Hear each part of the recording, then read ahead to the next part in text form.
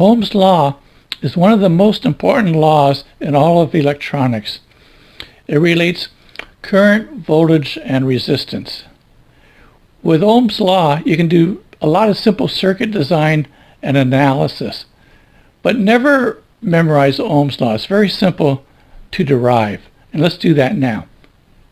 Let's take a battery that has a voltage V, and we'll connect the plus terminal to a resistor, and we'll connect the negative to the other end of the resistor. So this is negative terminal, positive terminal, resistor R. Let's ask ourselves, what is the current in the circuit? The current flows from plus to minus. Now, in reality, the charge is really negative and flows from minus to plus.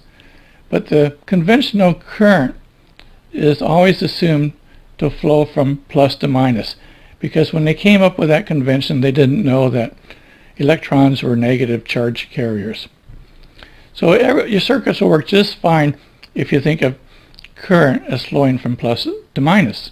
So let's get back to Ohm's law, and let's see if we can figure out what current is. How does current relate to voltage and resistance? If I increase the voltage in the circuit, I've increased the electrical pressure. It's like the pressure in a garden hose that's filled with water. As that pressure increases, I have more water flow in the hose.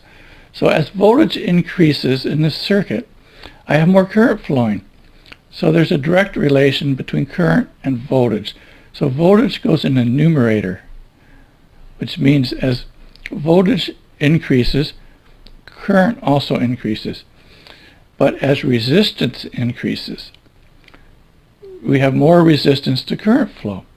So as resistance increases, the current decreases.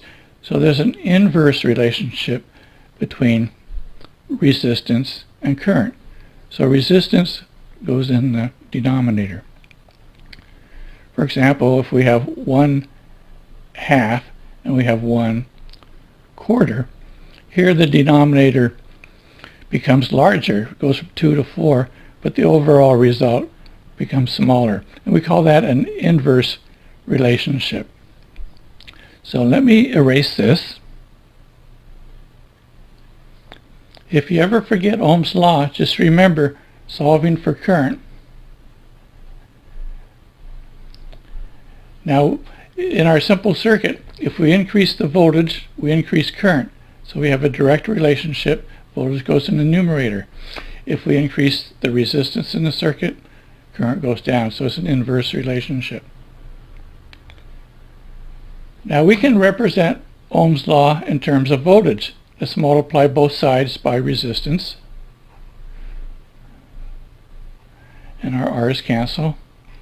And we're left with voltage is equal to current times resistance. So think of a resistor.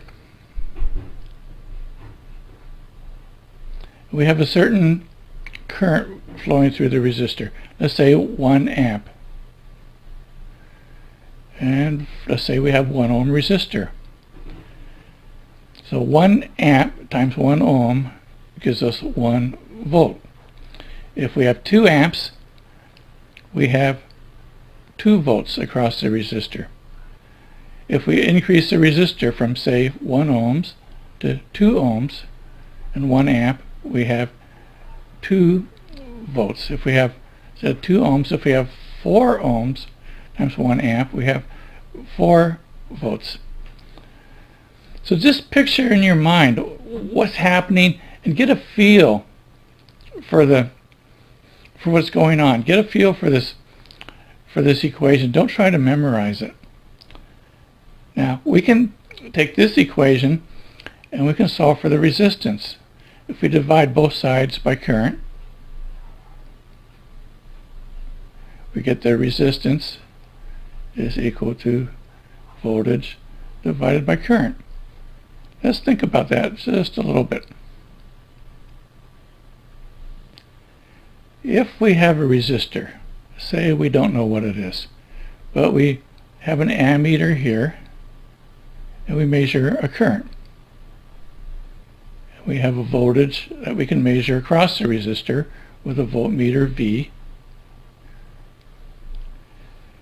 And let's say that we measure very little current.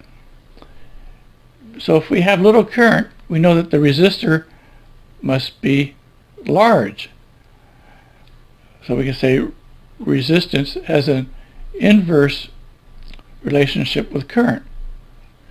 But if we have a small current and a large voltage, well, then we're going to have a large resistor. So the voltage would be a direct relationship. So don't try to memorize Ohm's law, but be able to derive it and think about it. Think about the circuit and what's happening. So a large resistor means little current. An infinite resistor would be zero current. So if I is equal to 0 in this case, V divided by 0 equals an infinite resistance or an open circuit.